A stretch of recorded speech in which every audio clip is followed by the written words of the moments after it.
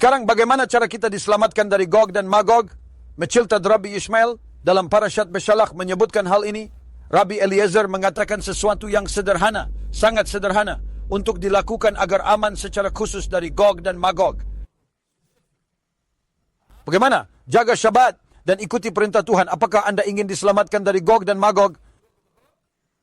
Anda harus menjaga Syabat. Artinya jika Anda tidak menjaga Syabat, Anda harus mengetahui bahwa Gog dan Magog pasti adalah akhir Anda. Jika tidak datang sebelumnya, itu adalah keniscayaan yang tak terhindarkan, yang tidak bisa dihindari sama sekali. Sebuah ketetapan ilahi.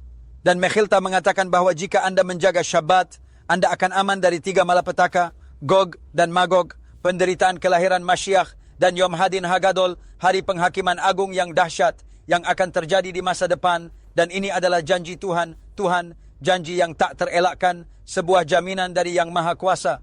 Sekarang, apakah sesederhana itu? Menjaga Syabat dan selesai? Menjaga Syabat berarti Anda masih bagian dari Am Yisrael, Anda masih bagian dari perjanjian. Anda tetap disebut Amitecha. Jadi jika seseorang mematuhi Syabat, itu berarti dia jelas bukan penyembah berhala, bukan missionaris, dan tentu saja bukan heretik yang melawan Tuhan Hashem. Dia bukan orang yang menentang Tuhan Hakadosh Baruch Hu, bukan? Itu sudah pasti. Karena dia menghormati hari suci. Dia adalah seorang Yahudi from. Namun, jika seseorang, misalnya mereka tidak mengemudi pada Syabat, tetapi mereka mempromosikan JCPenney, atau mereka menikah campuran, atau mereka mengatakan bahwa tidak ada ganjaran dan hukuman, maka jelas Anda meniadakan hal-hal tersebut. Anda bukan bagian dari Amiteka, Anda hanya seorang pemalsu.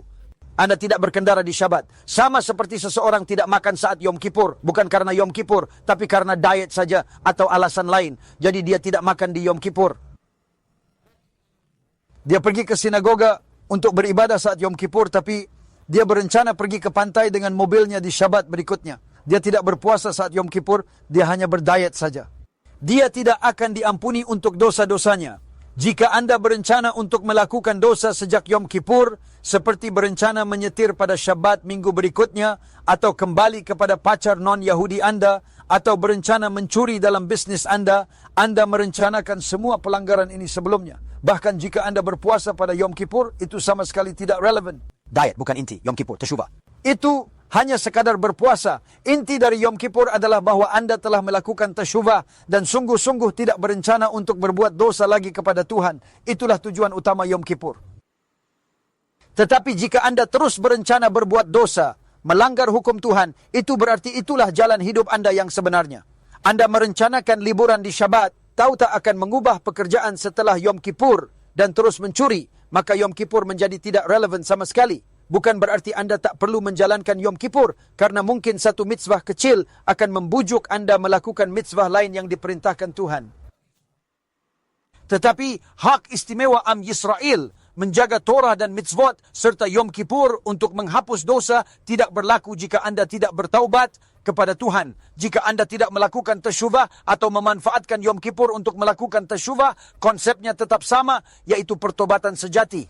Jika Anda menjaga Syabat, tetapi melanggar 35 dosa karet lainnya, lalu apa yang sebenarnya Anda lakukan di hadapan Tuhan, itu sama sekali tidak cukup. Sungguh, itu tidak berkenan.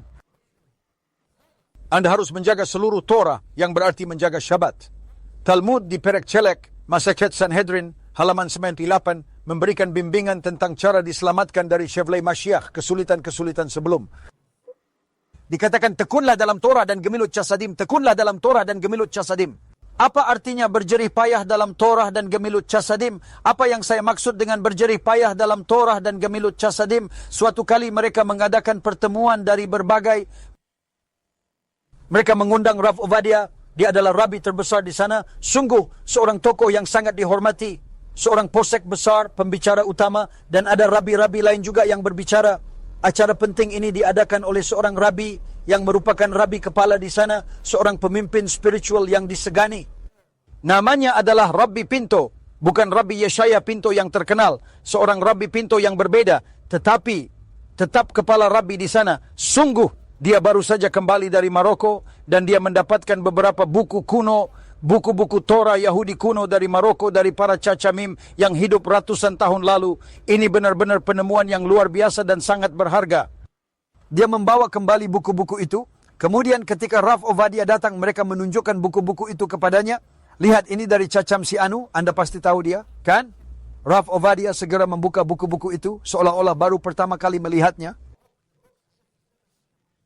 Dia benar-benar seperti mempelajarinya kata demi kata, seolah-olah tidak ada yang lain yang ada di dunia ini, seolah-olah ratusan orang yang hadir di sana tidak ada sama sekali. Akhirnya, pembicara lainnya selesai berbicara, dan tiba waktunya untuk Raf Ovadia berbicara, jadi mereka mempersiapkannya. Tetapi semua orang melihat bahwa Raf Ovadia tidak bersama mereka. Beliau sedang belajar kitab tersebut. Mereka menunggu. Akhirnya Rabbi berkata, Raf Ovadia, mungkin Anda bisa bicara? Raf Ovadia menjawab, tidak, saya sedang belajar. Saya belajar. Ratusan orang hadir di sana. Dia sedang belajar sefer itu. Dia belajar sefer dengan tekun. Cacamim berkata, ingin selamat? Berjuanglah dalam Torah dan Gemilut Casadim. Jadikan ini urusanmu. Anda harus bersusah payah dalam Torah. Ya, jadikanlah itu sebagai urusan utama Anda. Bersusah payahlah dalam Gemilut Casadim dengan sesama, itulah mitzvah. Jadikan ini urusanmu. Apa artinya tekun dalam Gemilut Casadim? Jadikan itu urusanmu.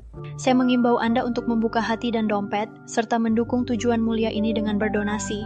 Anda tidak hanya membantu sesama, tetapi juga membuka pintu berkat Tuhan dalam hidup Anda sendiri, membimbing anak-anak Tuhan ke jalan yang benar. Mari membuat perubahan bersama. Terima kasih, Tuhan memberkati para sponsor dan membantu Be'ezrat Hashem berkembang.